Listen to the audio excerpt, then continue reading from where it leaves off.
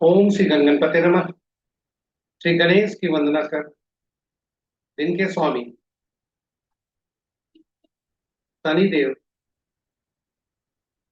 श्री राम भक्त हनुमान तथा उनके स्वामी श्री राम की आराधना कर, इष्ट देव का ध्यान कर, गुरुजनों को नमन कर अभिनंदन करते हैं आपका आज के दैनिक पंचांग पे।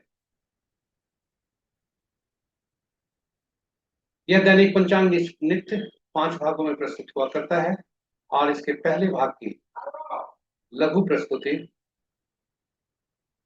आपके लिए और आपके सुझाव के अनुरूप हम अलग से प्रस्तुत करते रहे। तो चलिए पंचांग की तरफ चलते हैं और सबसे पहले पंचांग की महत्ता को समझने का प्रयास करते हैं कि पंचांग हमारे जीवन में क्या लेकर आता है। तो पंचांग केवल शुभ मुहूर्त जानने का माध्यम नहीं है, यह व्यक्ति की निर्णय क्षमता को सुदृढ़ करता है, आत्मबल बढ़ाता है। पंचांग प्रकृति और ब्रह्मांड की ऊर्जा के साथ संतुलन स्थापित करने में सहायक होता है, जिससे हम सबके जीवन में शांति, समृद्धि और सकारात्मकता का संचार होता है। अतः पंचांग का अनुसरण करके हम अपने जीवन को अधिक सफल और समृद्ध बना सकते हैं। इस प्रकार पंचांग हमारे जीवन में इसकी भूमिका की महत्ता को देखते हुए चलिए आइए हम सब पंचांग का अनुसरण करके अपने जीवन में शांति, समृद्धि और सकारात्मकता का संचार सुनिश्चित करते हुए अपने जीवन को अधिक सफल और समृद्ध बनाएं और प्रस्तुति को साझा करें अपने मित्रों, परिजनों और शुभेच्छुओं के संग, ताकि वे भी अपने जीवन में पंचांग का अनुसरण करके शांति, समृद्धि और सकारात्मकता का संचार सुनिश्चित करते हुए जीवन को अधिक सफल और समृद्ध बना सकें और उनके इस प्रयास में हम सब एक माध्यम बनकर पुण्य के भागी। तो चलिए साझा जरूर करें और आपको इसके बाद हम ले चलते हैं पंचांग की सूची की तरफ। ये क्या कहते हैं? तो पंचांग की सूची कुछ इस तरह से है। दैनिक पंचांग 5 भागों में। पहला भाग पंचांग मुहूर्त और ग्रहों के गोचर से संबंधित, और इसी पहले भाग का पंचांग और मुहूर्त को लेकर हम लघु पंचांग आपके समक्ष लाते हैं। दूसरा भाग चंद्रमा के नक्षत्र किस नक्षत्र में गोचर कर रहे हैं और किस नक्षत्र में स्थायी रूप से अपनी कुंडली में बैठे हैं, उसके अनुसार आज का दिन कैसा संकेत मिल रहा आपके लिए, वह तारा बलन के अनुसार जान। यह तारा बलन नवतारा चक्र पद्धति पर आधारित है और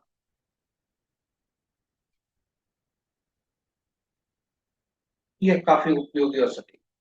तो चलिए इसकी चर्चा हम उस दूसरे भाग में, दूसरे भाग में जब आएंगे प्रस्तुति के, तब हम चर्चा करेंगे। तीसरा भाग जो है, अभी हमने जन्म नक्षत्र के अनुसार देखा चंद्रमा का गोचर, यानी चंद्रमा किस नक्षत्र में गोचर कर रहे हैं दूसरे भाग में, और स्थायी रूप से जन्म कुंडली में कहाँ बैठे। ठीक इसके विपरीत तीसरा भाग में चंद्रमा किस राशि में भ्रमण कर रहे हैं और किस राशि में स्थायी रूप से बैठे हुए हैं, यानी आपकी राशि क्या है, उसके अनुसार कैसा फल होगा आज का, यह हम जानने का प्रयास करेंगे। चौथा भाग काफी उपयोगी, दैनिक कार्यों और विशेष कार्यों, चौघड़िया मुहूर्त। यह शुभ और अशुभ काल दर्शाता है, कब किस अवधि में किस कार्य के लिए युक्त है यह दर्शाता है। यह दैनिक कार्य के लिए बहुत उपयुक्त है। चौथा भाग में आज का चौघड़िया। पांचवा भाग अंक ज्योतिष के अनुसार आज कैसा दिन है, इसे मूलांक भाग्यांक से संबंध जोड़ते हैं। कि आज का मूलांक क्या है और भाग्यांक क्या है, और साथ ही भाग्यांक का, आज के भाग्यांक का अन्य मूलांक वाले लोगों से आज कैसा संबंध। तो यह हम अंक ज्योतिष में के माध्यम से जानने का प्रयास करते हैं। साथ ही साथ अंक ज्योतिष पर बहुत ही संक्षिप्त परिचय, थोड़ा विस्तार से अंग्रेजी वाले प्रस्तुति में है जो अलग से ये करते हैं, लेकिन यहाँ पर बहुत ही संक्षिप्त परिचय, क्योंकि वीडियो को थोड़ा छोटा होने का प्रयास करते हैं। बहुत लंबा होने से ऐसे सुझाव मिलते हैं कि थोड़ा इसको संक्षिप्त करें। तो इसी क्रम में हम वीडियो को लंबा करने का प्रयास से परहेज करें। तो चलिए हम आपको अब ले चलते हैं अपने पहले भाग। स्वागत है आपका आज के पंचांग के पहले भाग।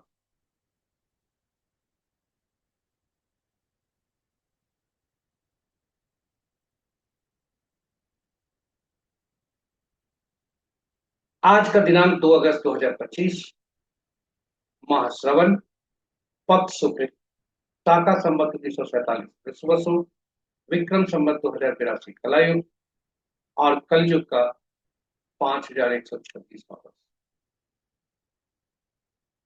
आज का सूर्योदय 5:16 पर, सूर्यास्त 6:35 पर, sunrise at 5:16 AM, sunset at 6:35। आज का दिशा शूल पूर्व है, फिर भी इस दिशा में यात्रा करने को बाध्यता हुई तो अदरक या उड़द की दाल का सेवन कर यात्रा शुभ करा। पंचांग के पांचों अंक की तरफ चलते हैं। वार शनिवार, और तिथि प्रातः 7:23 तक अष्टमी जो जया तिथि के अंतर्गत आता है, उसके बाद नवमी जो विपदा तिथि के अंतर्गत आता है। नक्षत्र कलघोल तक, और उसके बाद में विशाखा नक्षत्र। योग प्रातः 5:30 तक शुभ, उसके बाद शुक्र, दोनों शुभ योग। करण प्रातः 7:23 तक बौ, उसके बाद रात्रि के 8:34 तक बालव, और फिर कौलव। तो ये रहे पंचांग के पांचों। महत्वपूर्ण मुहूर्त में जाने के पूर्व भोलेनाथ को नमन करते हैं। जय भोलेनाथ। और यह जानने का प्रयास करते हैं कि आज भोलेनाथ का वास कहाँ है और उसका प्रतिफल क्या है। तो आज भोलेनाथ जब तक अष्टमी तिथि है वे शमशान में है, जब तक जो मृत्यु तुल्य है, यानी प्रातः 7:23। उसके बाद जब नौमी तिथि आता है तो भोलेनाथ गौरी के सानिध्य में जाते हैं, जो कि शुक्र। तो ओम नमः शिवाय का नमन कर, का जाप करते हुए, बोलते हुए चलिए चलते हैं अगले प्रस्तुति में। आज का मुहूर्त है वो शुभ और अशुभ है। तो शुभ मुहूर्त में अभिजीत मुहूर्त दिन के 11:29 से 12:22 तक, अमृत काल रात्रि 8:45 से 10:30 तक, रवि जोग 5:17 से 4:16 तक, यानी कल भोर तक, विजय मुहूर्त अपराह्न 2:09 से 3:02 अपराह्न तक, गोधूली बेला संध्या 6:35 से 6:56 संध्या तक, और निशिता मुहूर्त देर रात्रि 11:34 से मध्य रात्रि 0:17। यहाँ ये बताते चले कि रात्रि में किए जाने वाले पूजा पाठ, जब तक साधना, तंत्र मंत्र आदि के लिए निशिता मुहूर्त श्रेष्ठ हुआ करते हैं। अशुभ मुहूर्त में सबसे प्रभावी अशुभ मुहूर्त राहु काल प्रातः 8:36 से 10:16 तक, गुलिक काल 5:17 से 6:56 तक, यमगंड अपराह्न 1:35 से 3:15 अपराह्न तक, और वर्ण मुहूर्त प्रातः 9:57 से 11:45। तो ये रहे शुभ और अशुभ मुहूर्त। ग्रहों के आकाशीय स्थिति को देखें यदि, तो अंश के अनुसार सूर्यदेव, चंद्रदेव, बुधदेव, बृहस्पति देव, शुक्र देव और शनि देव शक्तिशाली ग्रह बनकर उभर रहे हैं। मंगल देव धीरे धीरे अपनी शक्ति को प्राप्त कर रहे हैं। आज 2 डिग्री 41 अंश पर 41 मिनट तक है। तो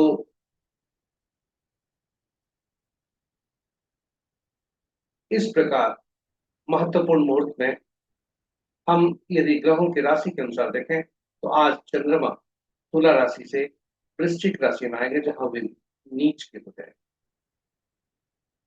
यानी मंगल की राशि में आएंगे। और इस प्रकार वे नीचता को प्राप्त करेंगे।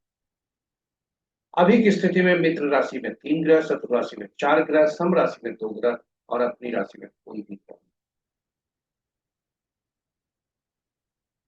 ग्रहों की स्थिति के अनुसार देखें तो मित्र बुध सबसे ज्यादा शक्तिशाली, 3 ग्रह उनके राशियों में है। चंद्रमा की राशि में 2 ग्रह हैं। मंगल की राशि में कोई ग्रह नहीं है और शेष ग्रहों की राशियों में एक एक ग्रह। किसी भी ग्रह का आपस में राशि परिवर्तन नहीं।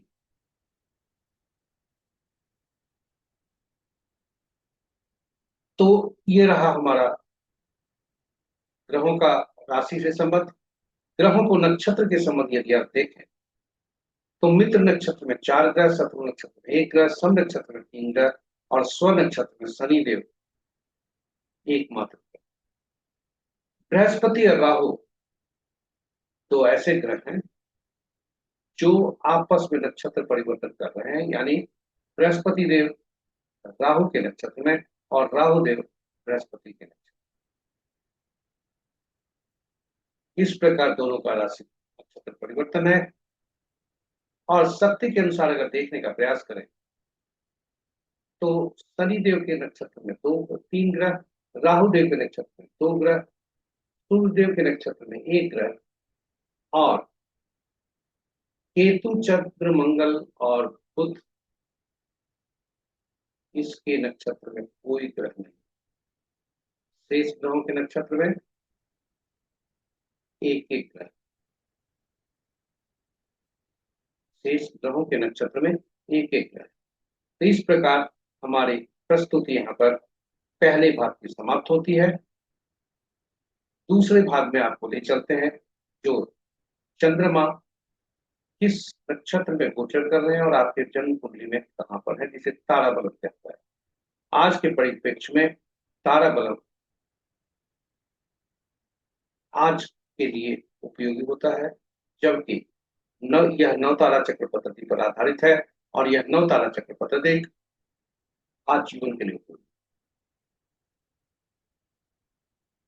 तो सबसे पहले आरंभ 9 तारा चक्र पद्धति से ही देखते हैं, उसके बाद हम तारा बलम पर आएंगे। 9 तारा चक्र पद्धति की उपयोगिता काफी अधिक है, सटीकता भी काफी अधिक है फलित में। और 9 तारा चक्र पद्धति पूरे जीवन काल में दशा महादशा का फल कैसा होगा, शुभ होगा अशुभ होगा, यह हम पहले से जान सकते हैं। और जब हमें पहले से मालूम हो जाए कि शुभ फल कब होगा, अशुभ फल कब, दशा महादशा का परिणाम कैसा होगा, अशुभता कब रहेगी, शुभता कैसी रहेगी, तो शुभ काल में, महादशा के काल में, अवधि में हम अब सभी शुभ कार्यों का निष्पादन कर सकते हैं, अग्रिम योजना बना सकते हैं और चुनौती भरे जो हमारे दशा महादशा होंगे उसके लिए हम मानसिक रूप से तैयार हो सकते हैं और विभिन्न उपाय भी कर सकते हैं। तो अग्रिम यदि हमें पता चलता है तो हम ये कर सकते हैं। जन्म कुंडली में हो सकता है ग्रह बहुत अच्छे भाव में बैठे हों और हम यह मानकर चल रहे हैं कि यह ग्रह हमारे लिए बहुत मजबूत स्थिति में है, किंतु 9 तारा चक्र पद्धति के अनुसार हमारे लिए ग्रह यह पीड़ादायक है। तो वैसी स्थिति में ये शुभ फल कहां से दें, क्योंकि ग्रहों के मन नक्षत्र होते हैं, ये याद रखें। ग्रह अपना फल नहीं देते, नक्षत्र ही ग्रहों के कारक तत्व का फल देते हैं। और हर नक्षत्र की सीमा अलग अलग हो। तो इस प्रकार जन्म कुंडली के अनुसार भी हम देख सकते हैं कि कौन से ग्रह हमारे लिए उपयोग अच्छे फल दे रहे हैं, कौन से चुनौती दे रहे हैं। जीवन में जन्म से लेकर मृत्यु तक हम अपरिचित लोगों के संपर्क में आते हैं। सबसे पहला अपरिचित माता पिता।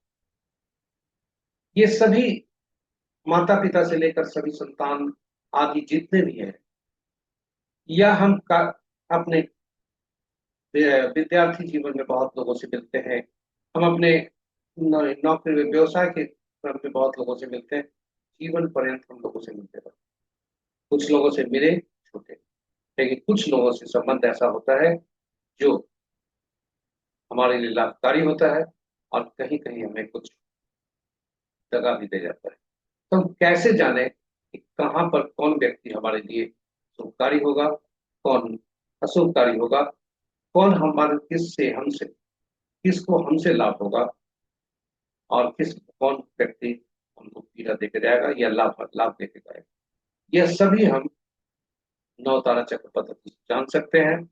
और इसके लिए हम अपना नक्षत्र, जन्म जिस चंद्रमा जिस नक्षत्र में रहे हो जन्म कुंडली में, उसके अनुसार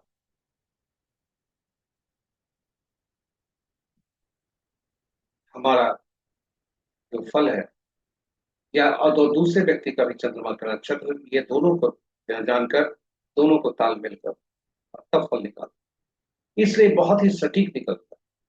और इसकी सटीकता और प्रामाणिकता को देखते हुए नव तारा चक्र पद्धति पर हमने अलग से वीडियो डाला है, जिसमें एक ऐसे कुंडली को डाला है जिसके बारे में, जिसके आपस में संबंधों को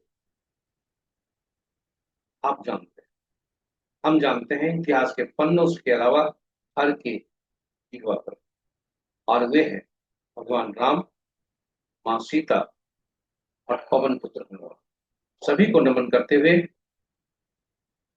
उनके संबंधों को हमने नौ तारा चक्र पद्धति से देखने का प्रयास किया है, और यह प्रमाणित हुई प्रमाणित हुई कि उनके साथ संबंध कैसे थे, जैसे थे वही नौ तारा चक्र पद्धति की है। तो आप वीडियो जरूर देखेंगे, आपसे आग्रह है। संक्षेप में वह वीडियो आपके लिए ज्ञानवर्धक होगा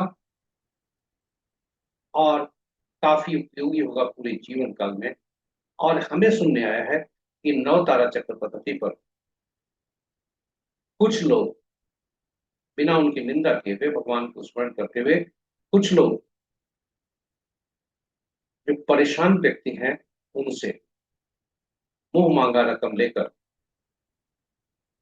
या काफी रकम लेकर इनका पिटिशन करते हैं कि कौन से ग्रह शुभ है, कौन से ग्रह है। तो बंधु, आपके लिए कुंडली हमने वहां रखा है, हमने इस पे नौ तारा चक्र पद्धति पर प्रस्तुति रखी है। आप देखें, समझने का प्रयास करें, और यदि कहीं शंका है हमें फोन जरूर करें, या यूट्यूब के कमेंट बॉक्स पर डाल पोस्ट करें। हम प्रयास करेंगे आपको आपके शंका का निराकरण करें। किंतु गलत जगह पैसा, आपका जो कमाई हुई पैसे है उसको संचित करें, गलत जगह पैसा उपयोग न से परहेज करें। तो चलिए नौ तारा चक्र पद्धति पर संक्षेप में बताते हैं, क्योंकि वीडियो काफी लंबा होगा, इसलिए संक्षेप में बताने का प्रयास करते हैं कि नौ तारा चक्र पद्धति है क्या। तो ग्रहों के मन नक्षत्र होते हैं, और कुल नक्षत्र की संख्या 27 है।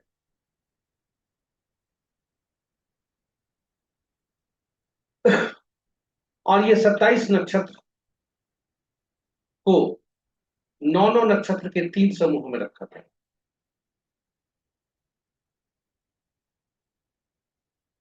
और पहला समूह में 1 से 9 तक, दूसरा समूह में 10 से 18, तीसरा में 19 से 27, इस तरह नक्षत्र को 3 समूहों में रखा गया।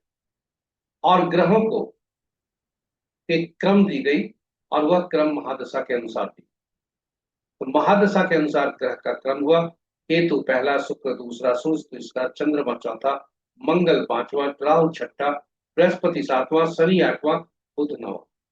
इस प्रकार ग्रहों को इसी क्रम में रखा गया। और इस क्रम में रखते हुए पहला ग्रह से ग्रह से जो केतु देव हुए, पहला नक्षत्रों के समूह में से, हर समूह श्रेणी में से पहला नक्षत्र जो हुए, यानी पहला,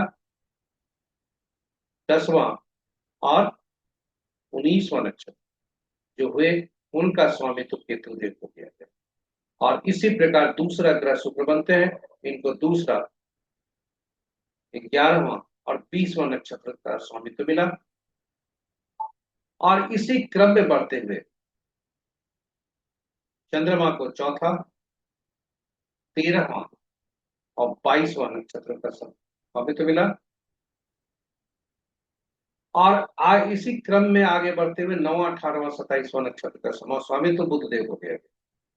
और इस तरह सूची ग्रहों और नक्षत्रों के संबंधों की, स्वामित्व की, यह सूची आपके लिए यह बनकर आई। यह काफी उपयोगी है, इसे सहेज कर रखें। अब यदि यहीं पर फलित कैसे करते हैं, यह बहुत ही उपयोगी है, थोड़ा ध्यान से देखें। यदि किसी जातक का जन्म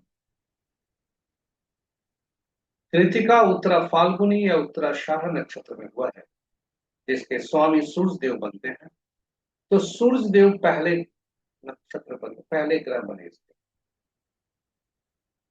इस जातक का, जिसका जन्म कृतिका, उत्तरा फाल्गुनी या उत्तराषाढ़ नक्षत्र में, और सूर्य पहले ग्रह बने, और यहीं से गणना आरंभ होती है। यानी पहला ग्रह सूर्य, दूसरा ग्रह चंद्रमा, तीसरा मंगल, चौथा राहु, बृहस्पति पांचवा, छठा शनि, सातवां बुध, आठवां केतु, नौवां शुक्र। और पहला ग्रह जो होते हैं सूर्य, जो इनके हुए जातक है, वे मिश्रित फल देंगे। पीड़ा का पीड़ा अधिक, सुख कम, ये होगा, लेकिन मिश्रित फल मिलेगा। लेकिन वहीं से अब पहला जो ग्रह सूर्य बने, दूसरा ग्रह चंद्रमा बनते हैं, चौथा राहु बनते हैं, छठा शनिदेव बनते हैं, और आठवां केतु देव, और नौवां शुक्र देव। ये सभी ग्रह जातक के लिए जो कृतिका नक्षत्र, उत्तरा फाल्गुनी या उत्तराषाढ़ नक्षत्र में हुआ है, उसके लिए ये ग्रह जो जिसकी सूची हमने बताई, ये शुभ फलदायी। वहीं इसके विपरीत मंगल, बृहस्पति और बुध इनके लिए पीड़ादायक। तो यदि जातक के बारे में पता चल गया कि कौन कौन ग्रह, मंगल, बृहस्पति और बुध हमारे लिए पीड़ादायक हैं, तो अब बता दें कि अगर कोई जातक का जन्म बुध के ही राशि में हुआ है, और बुध ही उसके राशि के स्वामी है, लगन के स्वामी है, तो क्या उसके लिए शुभ फल देंगे? यदि आगे भाव में भी बैठे हुए हैं तो, क्योंकि यहाँ पर काफी पीड़ा देने वाला। तो पहला ग्रह मिश्रित फल, दूसरा, चौथा, छठा, आठवां, नौवां ग्रह शुभ फल, और तीसरा, पांचवा और सातवां ग्रह पीड़ा, बाधा, अति पीड़ा ग्रह। पहला, तीसरा, पांचवा, सातवां, और ये पीड़ा की मात्रा या सुख की मात्रा जैसे जैसे क्रम संख्या उनकी बढ़ती है, वैसे वैसे वह बढ़ता है। तो सातवां जो ग्रह बनते हैं, अति पीड़ा देते हैं, एक तरह से असह्य पीड़ा जिसको कहते हैं, वह देते हैं, और इसे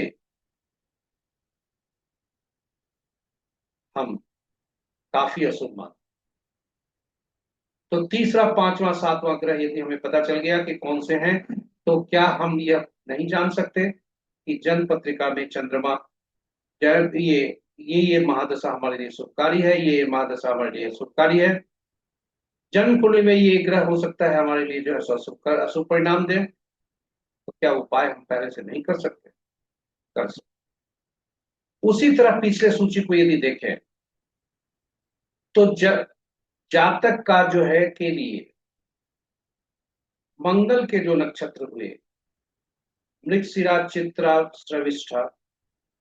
बृहस्पति के नक्षत्र पुनर्वसु, विशाखा, पूर्वभद्रा और बुध के नक्षत्र अश्लेषा, ज्येष्ठा, रेवती, इन नक्षत्रों में जन्मे जातक कृतिका, उत्तरा, फाल्गुनी, उत्तराषाढ़ नक्षत्र के लिए पीड़ादायक हो सकते हैं, समस्या भी हो सकती है। तो क्या हम नवतारा चक्र पद्धति से नहीं जान पाए कि कौन से लोग हमारे लिए शुभकारी होंगे? जान सकते। इसलिए नवतारा चक्र पद्धति काफी उपयोगी है और सटीक भी है, प्रमाणित भी। और यही वजह है कि हम इस पर ज्यादा जोर दे रहे हैं, क्योंकि काफी ये है उपयोगी है। और इस पर काफी लोग जो पीड़ित है वो अपनी गाढ़ी कमाई हुई पैसे को इधर उधर उतार रहे हैं। तो मैं सभी को नमन करता हूं और किसी की निंदा बिना किए हुए हम सभी से आग्रह करते हैं नवतारा चक्र पद्धति को साझा करें अपने मित्रों, परिजनों और शुभेच्छुओं के संग, ताकि कोई भी व्यक्ति इस तरह के जंजाल में नहीं। तो चलिए अब आपको ले चलते हैं हम चंद्रमा आज जिस स्थिति में गोचर कर रहे हैं उसके अनुसार कैसा फल होगा, आज का दिन कैसा होगा। तो चंद्रमा यूनिकली आज एक ही नक्षत्र में कल सुबह तक रहे और वह है विशाखा नक्षत्र। कल के सूर्योदय तक चंद्रमा विशाखा नक्षत्र में रहेंगे। इसलिए विशाखा नक्षत्र में अब आप देख सकते हैं कि यदि जातक का जन्म भरणी, पूर्वा, फाल्गुनी, पूर्वाषाढ़ नक्षत्र में जन्म हुआ है तो उसके लिए साधक बन करके वो आए। वहीं यदि जातक का जन्म पुनर्वसु, विशाखा, पूर्वा, भाद्रपद में हुआ है तो वो जन्म नक्षत्र में आता है, जो कि मिश्रित फल दे सकता है। तो आज का दिन यदि हम निकालना चाहें तो हम आराम से निकाल सकते हैं कि कैसे आज का दिन में हमारा कैसा होगा।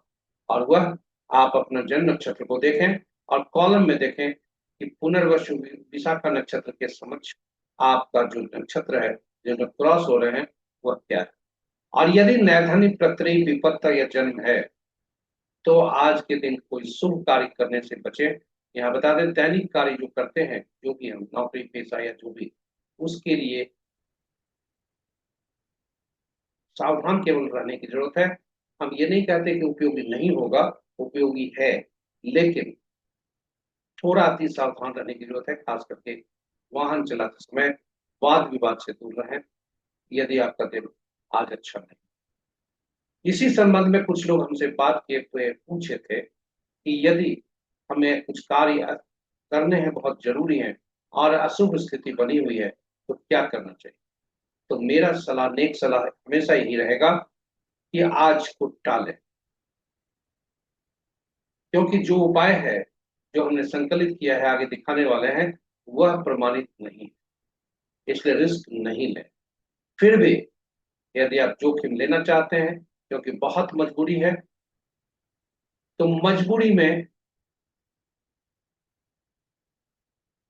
कोई भी आप काम करें तो उपाय को देखना आवश्यक है।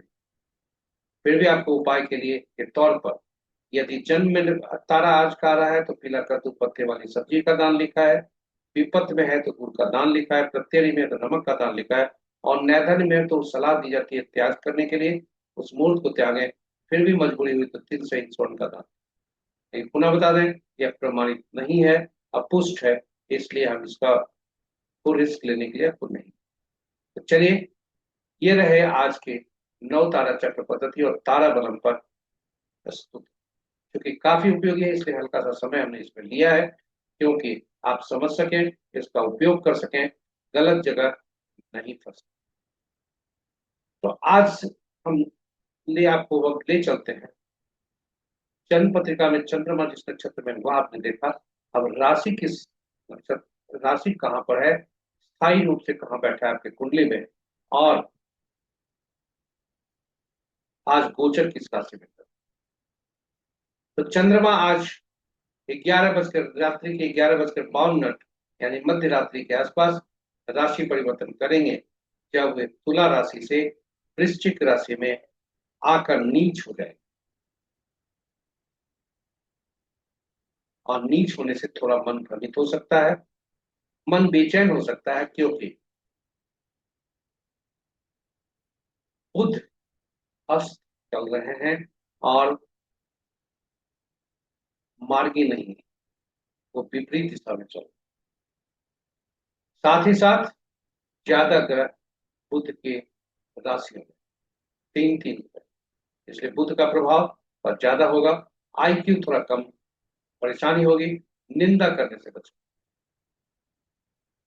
तो ये सामान्य हुई, इस प्रस्तुति को चंद्र बलम कहा जाता है। जब राशि के अनुसार देखते हैं, लगन के अनुसार नहीं देखें, राशि के अनुसार देखें। और जब राशि के अनुसार आप देखेंगे तो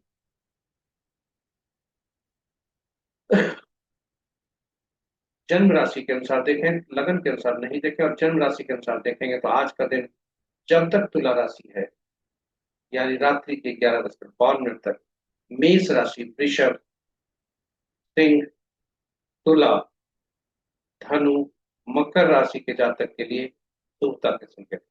और उसके पश्चात वृषभ राशि, मिथुन राशि, कन्या, वृश्चिक, मकर और कुंभ राशि के लिए उत्तमता के संकेत हैं। तो ये रहे शेष ग्रह राशि वाले जातक, थोड़ा सावधान रहें, वाहन चलाते समय वाद विवाद से बचें और अपने स्वास्थ्य पर ध्यान दें। इन्हीं शब्दों के साथ हम आगे आपको ले चलते हैं, जो कि चौघड़िया मुहूर्त से संबंधित। चौघड़िया मुहूर्त शुभ शुभ और अशुभ काल दर्शाता है, और यह दर्शाता है कि कब किस काम को करना चाहिए, किसका, और इसका उपयोग किसी शुभ काम को आरंभ करने के पक्ष में भी किया जाता है, पूजा पाठ करने में, या हम सबसे पहला काम करने जा रहे हैं, जैसे गृह प्रवेश हो, यदि कोई कार्यालय खुलने जा रहे हैं, कहीं ऑफिस, कहीं हम दुकान का उद्घाटन करने जा रहे हैं, तो वैसी स्थिति में चौघड़िया मुहूर्त काफी उपयोगी है। यदि कोई व्यक्ति उचित मुहूर्त नहीं देख पाया या नहीं देखना चाहता हो, तो कम से कम सलाह दी जाती है कि शुभ कार्य जो आप कर रहे हैं उसमें शुभता के ज्यादा बढ़ाने के लिए कम से कम चौघड़िया मुहूर्त में ही काम करना और जरूर करें। चौघड़िया की उपयोगिता काफी है, इसलिए हिंदी और अंग्रेजी में हिंदी में चौघड़िया की उपयोगिता, अंग्रेजी में यूटिलिटी ऑफ चौघड़िया में यूट्यूब पर अलग से पोस्ट किया है, ताकि आपका ज्ञान बढ़ सके। संक्षेप में बता दें कि कुल 7 चौघड़िया, 8 चौघड़िया दिन के होते हैं, 8 चौघड़िया रात के होते हैं, लेकिन इस सप्ताह के दिन साथ ही होते हैं, इसलिए साथी चौघड़िया का नामकरण हुआ।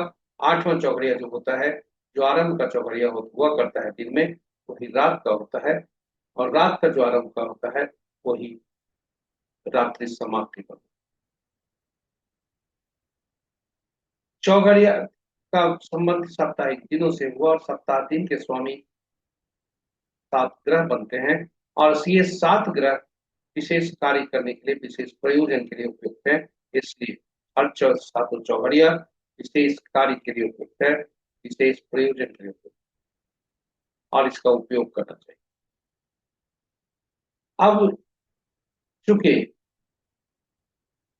चौघड़िया का को हमने पहचान लिया, तो चौघड़िया में ध्यान यह देना है कि दिन का चौघड़िया राहु काल, काल बेला और वार बेला से ग्रसित हो सकता है, और रात्रि का चौघड़िया काल रात्रि से ग्रसित हो सकता है। तो वैसी स्थिति में जब भी अशुभता से अधिव्याप्त कोई चौघड़िया हो, तो उसका परित्याग करना चाहिए, उसका उपयोग नहीं करना चाहिए, क्योंकि उसमें शुभता की तो गारंटी, शुभता का तो अनुमान ही नहीं करना है, अशुभता एक गारंटी, तो उसे त्याग। तो चलिए आज का चौघड़िया देखते हैं। आज दिन शनिवार है, और शनिवार का चौघड़िया क्या कहते हैं। तो शनिवार का चौघड़िया काल चौघड़िया से आरंभ होता है, और काल चौघड़िया से समाप्त होता है दिन का। रात्रि का लाभ चौघड़िया से आरंभ होता है और रात से समाप्त होता है, लाभ से ही समाप्त होता है। इस बीच में काल चौघड़िया जो आदि का और अंत का दोनों है, काल बेला से ग्रसित है। रूप चौघड़िया राहु काल से ग्रसित है, और लाभ चौघड़िया वार बेला से ग्रसित है। शुभ चौघड़िया उद्वेग चौघड़िया, चर चौघड़िया और अमृत चौघड़िया यह अशुभता से अधिव्याप्त नहीं है, इसका उपयोग करें। साथ ही साथ रात्रि का चौघड़िया, शुभ चौघड़िया जो 9:15 से 10:36 तक है वह भी अशुभता से अधिव्याप्त है, इसलिए इन चौघड़िया का को त्याग।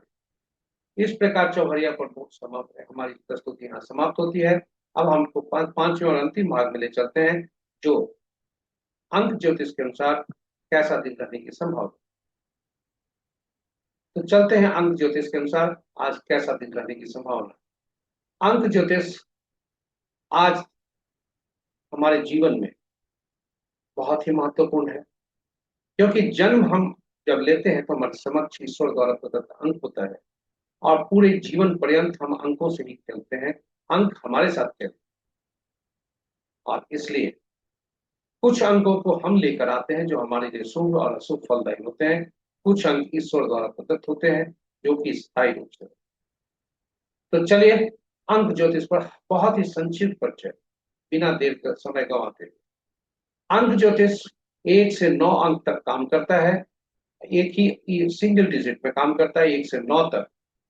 और इसमें 1 से 9 तक अंक को देखें तो 1 से 5 जो पांचवा अंक है बीच का वो मध्यम अंक होता है, जो कि अपने पिछले अंकों को और बाद के अंकों को संतुलित करता है।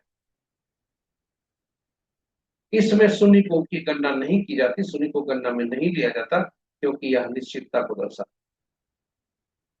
जन्म कुंडली में चंद्र जिस जन्म कुंडली में जो अंक हमारे पास मिलते हैं जन्म कुंडली में, यानी हम जब जन्म लेते हैं तो ईश्वर द्वारा प्रदत्त हमें कुछ अंक मिलते हैं जो कि जन्म तिथि के रूप में आता है। जन्म और वह तिथि माह और वर्ष से मिलकर बनता है। तिथि और माह एक अंक के भी हो सकते हैं, 2 अंक के भी हो सकते हैं। तो चूंकि हमें एक अंक का ही उपयोग करना है, इसलिए जब भी कोई अंक हमारे पास आए तो एक अंक उसे परिवर्तित करेंगे। एक ऐसे अंक आए जिसमें एक से ज्यादा अंक प्रयुक्त हुए हैं, जैसे मोबाइल संख्या आदि आदि, तो वैसी स्थिति में हम उसे में प्रयुक्त हुए अंकों को जोड़कर एकल अंक में परिवर्तित करते हैं। उसके बाद हर अंक हमारे पास जो भी हैं 1 से 9 तक, उनके शासक ग्रह होते हैं जो इस प्रकार हैं। 1 के सूर्य, 2 के चंद्रमा, 3 के बृहस्पति, 4 के राहु, 5 के बुध, छठा के शुक्र, 7वां के केतु, 8वां का शनि और 9वां का मंगल। और अंकों के राजा साम्राज्य में इन्हें विभिन्न नामों से बुलाया जाता है। 1 को राजा या सरकार बोला जाता है, 2 को रानी, 3 को गुरु, 4 को शरारती तत्व, 5 को राजकुमार, छठा को मंत्री, 7वां को धर्मगुरु, 8वां को अधीनस्थ, यहाँ नीचे तबके के लोग यह तथा न्यायालय, और 9वां को सेनापति, डॉक्टर, पुलिस। तो हम चर्चा कर रहे थे अंकों की दुनिया में जन्म तिथि हमारे लिए बहुत महत्वपूर्ण होता है। उससे जो अंक निकलते हैं वह जब तिथि को जोड़कर जो एक अंक बनता है वो मूलांक कहलाता है, और तिथि माह वर्ष को जोड़कर एक अंक जो बनता है वो भाग्यांक कहलाता है। तो मूलांक को ड्राइवर भी कहते हैं, भाग्यांक को कंडक्टर कहते हैं। ठीक है, एक एंजल नंबर आता है, कुआ नंबर बनता है, जो कि वर्ष के योग को टोटल योग करते हैं, वर्ष के अंकों को, और उसमें उसको एकल अंक बनाकर पुरुष के लिए 11 से उसमें घटाते हैं और महिला के लिए 4 उसमें जोड़ते हैं, और यह ईश्वर द्वारा प्रदत्त एक एंजल नंबर। ये सभी अंग अंग हमारे लिए महत्वपूर्ण है। जन्म तिथि, माह और वर्ष, उसके बाद मूलांक, भाग्यांक और ड्राइवर, कंडक्टर और एंजल नंबर, ये स्टैटिक होते हैं।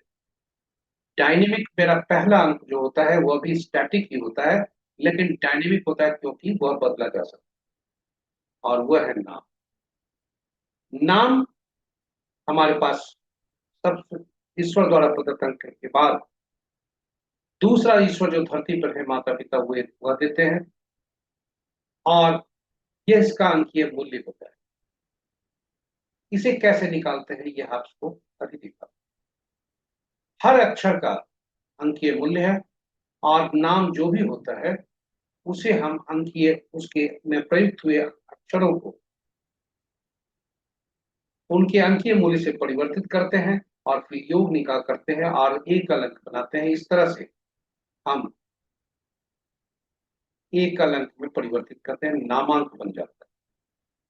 और यही नामांक पूरे जीवन भर चलता है और यह काफी ऊर्जा देता है, क्योंकि जीवन पर्यंत नाम सब दूसरा जो अंक है, नाम ही ज्यादा महत्वपूर्ण है। और नाम, पुकारते ही नाम का पहला शब्द पुकार से लेकर अंतिम शब्द तक यह महत्वपूर्ण है। और जैसे ही पुकारा जाता है, हमारी वो जो चेतना है वह रिस्पॉन्स करती है।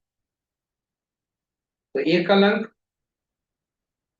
अक्षरों का समूह, उसको भी परिवर्तित करना। इसी तरह से अक है हमारे साथ पास, गाड़ी संख्या हो सकती है जो अक्षर और अंक मिलकर बने हो, मकान संख्या हो सकती है, शहर का नाम हो सकता है, नाम में आदि आदि, ये सारे अंक हमारे लिए महत्वपूर्ण। अब कब अंक खराब करते हैं हमारे, क्योंकि मूलांक और भाग्यांक, इस पर जो अगर आपस में तालमेल नहीं है, तो हम कोशिश करते हैं नाम में परिवर्तन कर ऐसे अंक को ढूंढ के लाएं जो नामांक, मूलांक और भाग्यांक से अच्छे संबंध। उसी तरह से यदि पहला अक्षर मेरा हमारे मूलांक और भाग्यांक का विरोधी हो गया, तो फिर परेशानी होगी। इसलिए नामांक में दो चीज जरूर देखना जरूरी है, चाहिए। यदि दो संबंधों का योग है, तो उस परिवार में आपस में संबंध होगा या नहीं, यह हम तालमेल करते हैं दोनों के टाइटल का। यानी किसी का वर्मा है, किसी का सिंह है, या किसी का वर्मा है, किसी का श्रीवास्तव है, किसी का सिंह है तो किसी का सिन्हा है, किसी का पांडे है, किसी का उपाध्याय है। इसी तरह से जो सब टाइटल है, तो परिवारों का टाइटल का अंकीय मूल्य निकालते हैं और तब एकल अंक पर परिवर्तित कर देखते हैं कि ये दोनों आपस में मित्र हैं या शत्रु। यदि शत्रु हैं तो दोनों परिवार में आपस में नहीं बनेंगे। तो इस प्रकार हम अंकों को देखते हैं और अंक हमारे लिए बहुत महत्वपूर्ण है। इसलिए अंक की दुनिया में हम अंक पर थोड़ी चर्चा इसलिए किए कि ताकि अंक जो है हर व्यक्ति के पास पहुंचे, हर घर घर पहुंचे और इसका उपयोग घर घर में हो, ताकि अंक का जो है लाभ हर कोई कर ले सके, परेशानियां कम। अब मूलांक और भाग्यांक का यदि इन अंकों से संबंध हो गया, यानी एक मूलांक या भाग्यांक वाले व्यक्ति का नामांक यदि 8 से हो गया या वाहन संख्या 8 पर हो गई, तो योग एकल अंक का, तो परेशानी काफी हो। उसी तरह से ये सारी सूची हर अंकों के लिए है जिनके ये शत्रु अंक है। यानी 1 से 9 अंक के लिए शत्रु अंक यदि आपके समक्ष रख दिया, तो फिर मित्र और सम अंक आप खुद ही तय कर सकते। जैसे एक का कोई भी शत्रु नहीं, कोई भी ऐसे क्या, मतलब 9 अंकों में से 8 अंक तक वे मित्रता रखते हैं, सुख फलदायी होते हैं। राजा किसी से मित्रता शत्रुता नहीं करता, लेकिन न्यायालय से उसकी ठनी रहती है, सरकार की।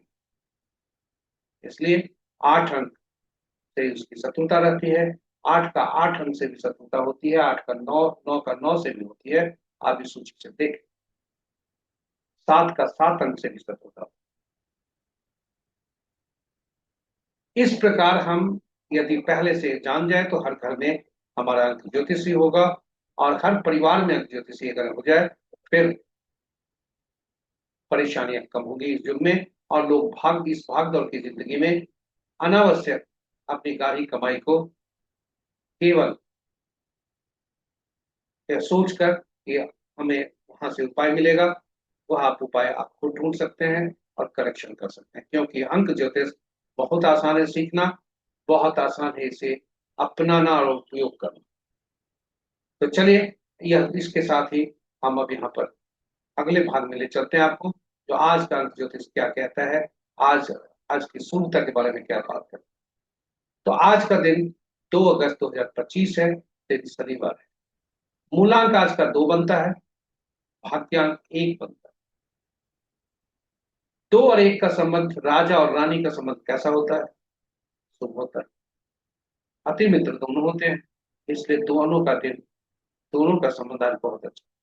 किंतु भाग्यांक जो एक हुआ, इसका बाकी मूलांक वाले इस व्यक्ति के साथ आज कैसा संबंध होगा, यह हम इस सूची से देखें। तो आज देखें कि एक मूलांक वाला व्यक्ति, एक मूलांक का, एक भाग्यांक का सभी मूलांक वालों से अच्छे संबंध है, केवल 1 से 8 अंक वालों यानी अधीनस्थ, हम नीचे हम तबके के लोग और न्यायालय, इनसे आपकी इनकी एक चीज से नहीं बनती। इसलिए कहा गया है कि किसी भी व्यक्ति को घर यदि मोबाइल भी में 81 या 18 नंबर आते हैं तो कुछ परेशानी आ सकती।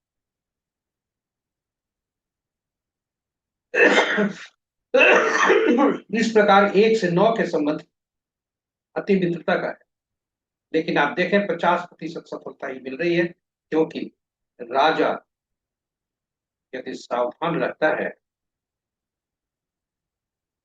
तो राजा सबसे सुरक्षित सैनिक से ही रहता है, सेनापति से ही रहता है, लेकिन सावधान भी सेनापति से ही रहता है।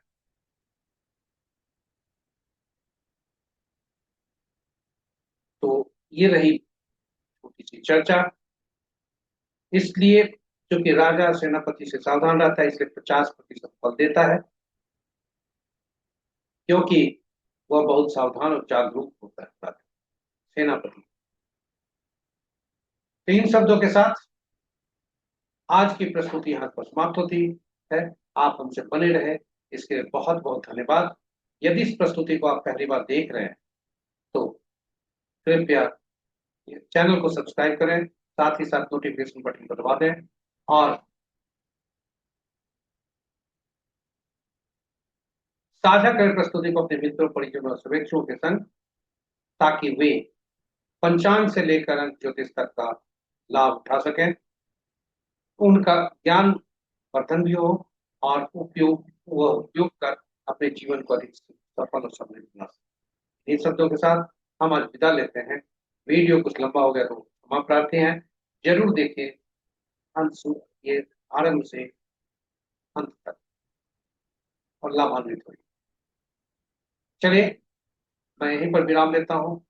मां ये शनिदेव तथा राम भक्त हनुमान से प्रार्थना करते हैं कि आज का दिन आप। जय शनिदेव, जय श्री राम, जय हनुमान।